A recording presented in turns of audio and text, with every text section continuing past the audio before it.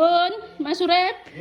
Lho, sofamu kok apik men to, Mas? Ya iya dagangan kok ora apik ya ora payu. Oh, iki dagangan ta lagi roh aku. Dol Mbak iki. Ge piro ngene iki apik men ki? Iki 2.900.000. Modele sudut minimalis. Sak bantale apa ora kuwi? Ya komplit to bantale ya empuk, busane premium. Dawane iki 2 meter rene kali 2 meter rene. Oh iya. Komplit sak mejane nek kancane iki. Wis sak kancane iki. Wis. Oh, iki sing tak karepne yo ngene iki lho, Mas. Iki jos tenan empuk iki. Pokoknya iki jan jos, tidak diragukan ya.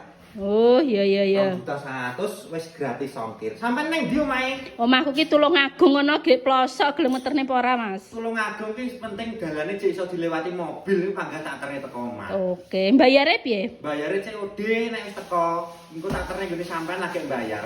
Masa rupane ireng tok to, Mas? Nek warna liya apa ora? Liyane akeh ijo, pink, oranye, coklat sembarang warna enek. Abu-abu ya enek. Ya siap.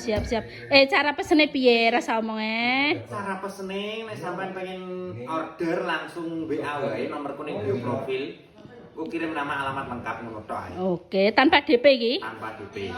Oh, siap. Jos saya kene. Yo jan apik iki nek reget-reget yo genah nglapi.